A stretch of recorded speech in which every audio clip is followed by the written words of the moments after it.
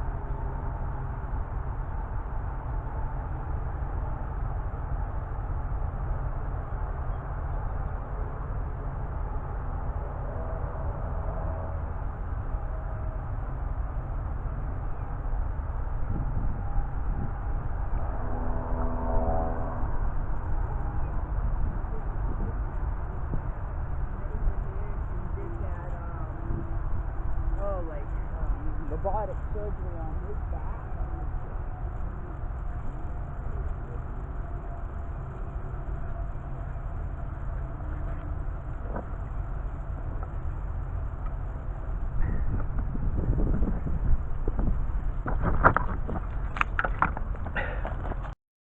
fundamentally for the canal, the Magic Swimmer is the probably most important bait for the canal.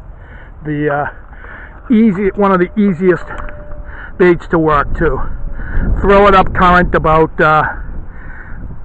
9 or 10 o'clock, depending upon the speed of the current, and just always get the fast sinking ones. That's what all the other ones don't work. You know, I use the fast sinking ones, and let it sink for a few seconds. As soon as it hits the water, give it a quick snap, and that's like a reactive thing. When the Magic Swimmer hits the water, it makes a loud splash, and that will attract the attention of any stripers or any fish that's in the area.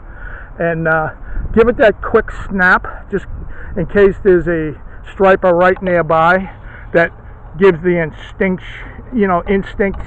hit, and that snap is kind of a fear thing for the bait fish, like it just hit the water and it's kind of trying to flee. So that's an instinctive thing for the striper to hit it, and then let it sink for a little, and then just reel it very slowly. Hence the name Magic Swimmer. It has all the action. It's an amazing bait, and probably the #1 bait here at the canal. And there are many other multitudes of bait, but first and foremost, it's going to be the Magic Swimmer, and that's how I run it. And let it sink real slow. That's the key. Just reel straight in. You don't have to add action. No, you see a lot of guys trying to give it life and everything. It does its own life. That's why it's called the Magic Swimmer. Let you know.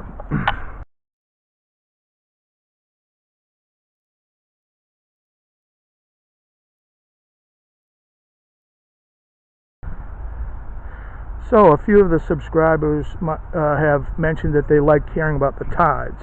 So I'm going to give a little information on understanding the moons, which regulate the tides, whether in the canal or on an open beach.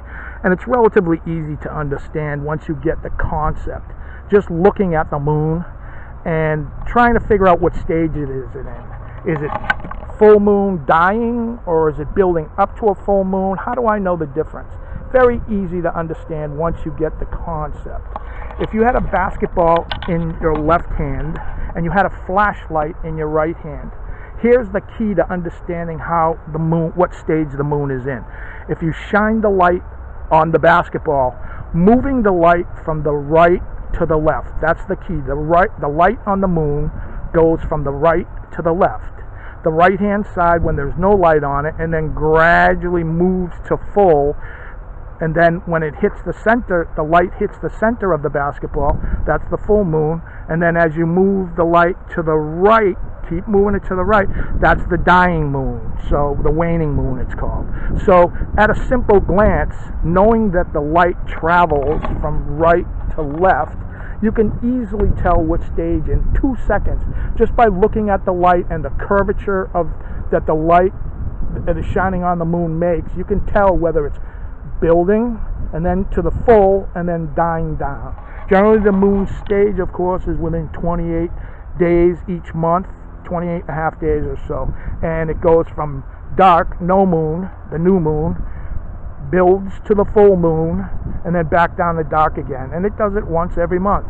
And once you get the concept that the light goes from right to left, you can easily see which stage the moon is, and they're very important for figuring how the tides are going to go on any beach, or even lake or pond if you're into it that much, with the solunar tables. A lot of guys fish by those, and pretty interesting and fun. Once you get that concept, you just glance at the moon, you can see what stage it's at and how much more time. The strongest tides are in the full moon and the new moon, when there's no moon and when there's a full moon, and that's because the planet, our planet, and the sun and the moon are lined up in a direct line, and the moon is either behind us or in front of us. That's how that works. And when that occurs, when those alignments occur, the tides are at their absolute fullest. They even claim, scientists, and I probably believe them, but I don't think it's a factor, in freshwater, big lakes and ponds, there's actually micro tides there too. But like, yeah, so how is that going to affect you like the ocean tides? I don't know, but so lunar tables are based on those. But I just wanted to pass that concept on to you guys so you can tell which stage easily, just by a few second glance, just by looking at the moon. If you can see it in the day, or obviously at nighttime what stays the tithers. Hope this helps. It's a lot of fun once you get it. You can easily tell, oh, that's a building moon, or that's a waning moon, that's a dying moon. It's pretty cool. Let you know. Trail Boss out. And so we are through the slack, and now it is heading to the east towards Cape Cod Bay. Mac chunks on the bottom. I got the Magic Swimmer sitting aside, and today's conditions are the wind is from the south-southwest. Started calm this morning, but it's picking up a little bit. 12-15 miles an hour, I'd say, at gusts, and generally around 8 miles per hour. Barometric pressure this morning when I checked it was 30.00 on the button and steady. And it's a beautiful non-humid day out here, probably high 70s, and wonderful conditions to be fishing for stripers. And the crickets are really cricketizing today, so I love their sound. Them and tree frogs, there's something about it that is so relaxing. But we're fishing and hoping. Stripers, let's go. Trail Boss, let you know.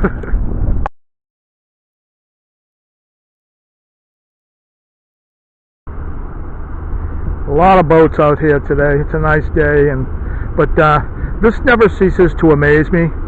A giant ship like this, it leaves almost no wake, as it goes by.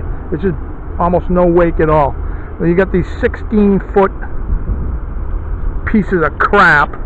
They go flying by at 40 knots, and they leave these 4-foot wakes through here. These things, just the design on them, aerodynamically or fluidity of the hull.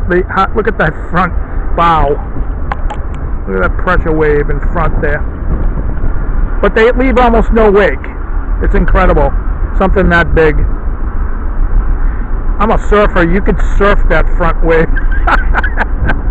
Just don't wipe out.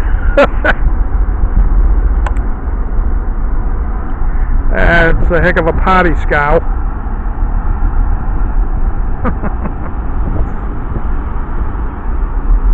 That's my Friday boat.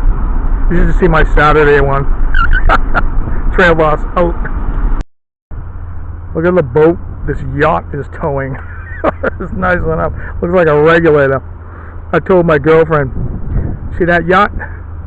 Them's all the things I ain't gonna buy you.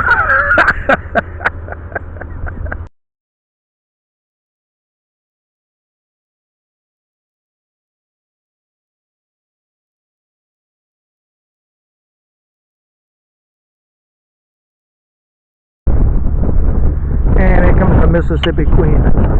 So the wind's really howling now. It's picked up probably 18 to 20 knots now, and I give it 9 hours. I got 2 really good hits, but the circle hook never caught.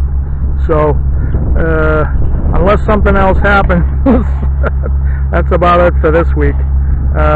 Wonderful day out, beautiful day, and the wind's just kind of killing it right now. Until next week, like, subscribe, and comment, and I hope you enjoyed this edition, this truthful edition. We don't we call them like we see them. It's been slow lately between the seals this year and size wise, and but aside from that, just being out here is absolutely magnificent. It's a lot of fun, very valuable. There's some type of hit going on there. Something just happened. Unless that was just a current bite. But until next week, be back here. And have a good week. And tune in next week and we'll see you with that report. Hopefully the striper fishing will have picked up. Unless anything else happens, we'll see you next time. Trail Boss, out.